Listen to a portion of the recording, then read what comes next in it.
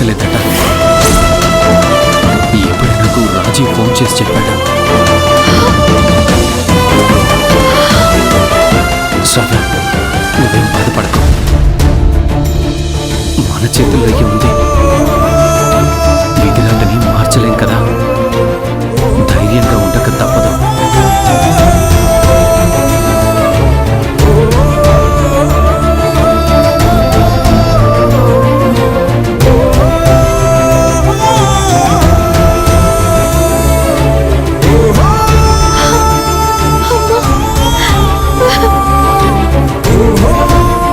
చనిపోయిందంటే కూతురుగా నాకు బాధ ఉంటుంది రామరాజు. కానీ చిన్నప్పుడే నేను తనకి దూరం కావడం, వేరే దగ్గర పెరగడం, మళ్ళీ ఈ మధ్యనే కన్న తల్లి అని తెలిసినప్పుడు నాకు అమ్మతో ఎమోషనల్ అటాచ్మెంట్ కొంచెం తక్కువే. నేను ఆలోచించేది జ్యోతక్క గురించి. తను కన్న తల్లి అని తెలియక ముందు నుంచే అక్కకి అమ్మతో అనుబంధం ఎక్కువ. తల్లి అని తెలిసాక ఇంకా దగ్గరైంది. పైగా ఇలాంటి విషయాల్లో తనంత స్ట్రాంగ్ కూడా కాదు. అస్సలు తట్టుకోలేదు. అమ్మ చనిపోయిందంటే అక్క ఎలా తట్టుకుంటుంది? అసలే బిడ్డ పోయిన బాధలో కూడా ఉంది. 2 బ్యాడ్ న్యూస్లంటే అక్క అసలు ఎలా భరించగలదు? అది కూడా రాజీని అడిగాను. జ్యోతి కుమిలి కుమిలి ఏడుస్తుందంట. కంట్రోల్ చేయడం కూడా కష్టమవుతుందంట. దేవుడేంటో మంచి వాళ్ళకి ఎక్కువ కష్టాలు ఇస్తాడు.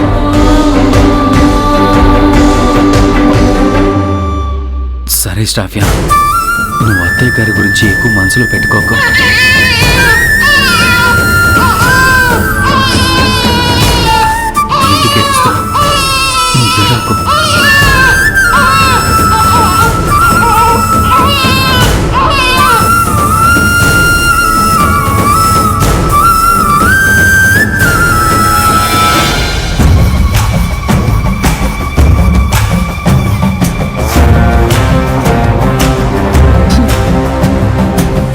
అమ్మా, నేనేం మారలేదు.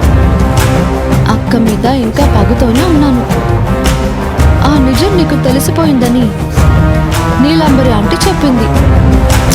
కానీ నువ్వెందుకో ఆ విషయం నన్ను అడగలేదు, నిలదీయను లేదు. జ్యోతి వాళ్ళకు కూడా చెప్పినట్టు లేదు. ఏదైతేనేంటి, నా నిజస్వరూపం బయటపడకముందే నువ్వు మమ్మల్ని అందరినీ వదిలి శాశ్వతంగా వెళ్ళిపోయావు. నువ్వు కోరుకున్నట్టు నేను నీ పెద్ద కూతురుతో మంచిగా ఉండలేను. తనెప్పటికీ నాకు బద్ధ శత్రువే. తనకి బిడ్డని దూరం చేసి అన్యాయం చేశాను.